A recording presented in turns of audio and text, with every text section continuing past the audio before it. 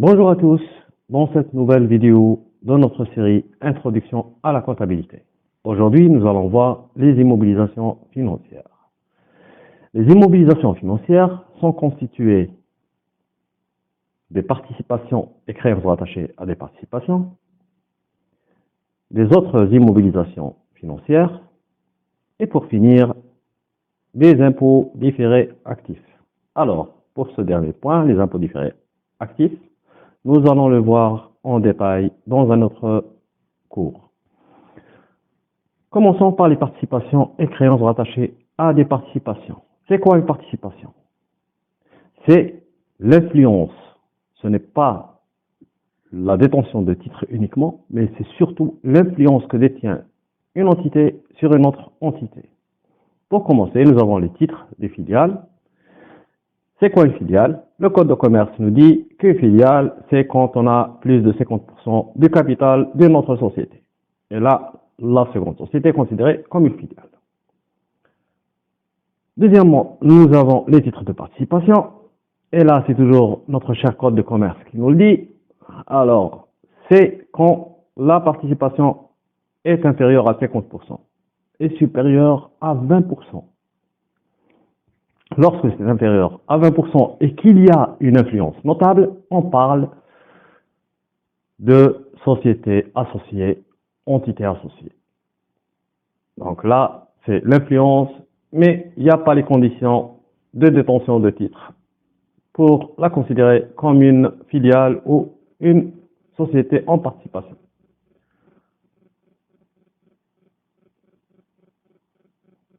Par la suite, nous avons les créances rattachées à des participations. Et là, on ne parle pas des créances commerciales qui, elles, sont comptabilisées clients.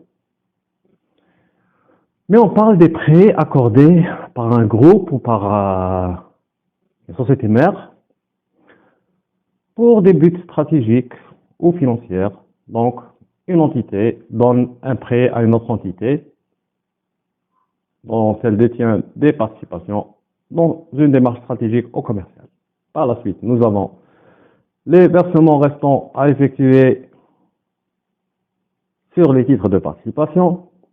Et là, on parle d'un capital souscrit appelé non versé qui doit être comptabilisé sur ce compte.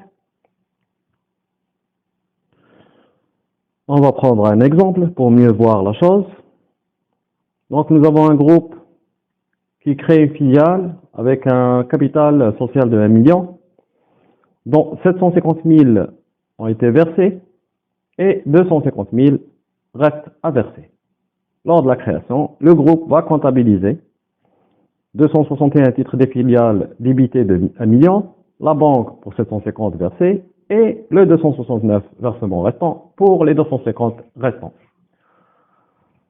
Lorsque le groupe va verser le montant restant, nous allons débiter notre fameux 269 et créditer la banque. Maintenant, nous allons voir les autres immobilisations financières. Sur ce poste, nous aurons les titres immobilisés autres que les titres immobilisés de l'activité. Donc, c'est des titres qui sont détenus pour un but ou bien juridique ou financier, comme par exemple les titres mis en nantissement pour garantir un crédit, ou les titres d'épargne d'assurance mutuelle ou de société coopérative qu'on souscrit pour des besoins d'indivision et c'est des détentions pour des raisons financières. L'autre catégorie, c'est les titres représentatifs de droits de créance. Et là, nous avons les TCN, donc, que nous allons voir au détail dans nos vidéos finances. Par la suite, nous avons le dernier type de titre,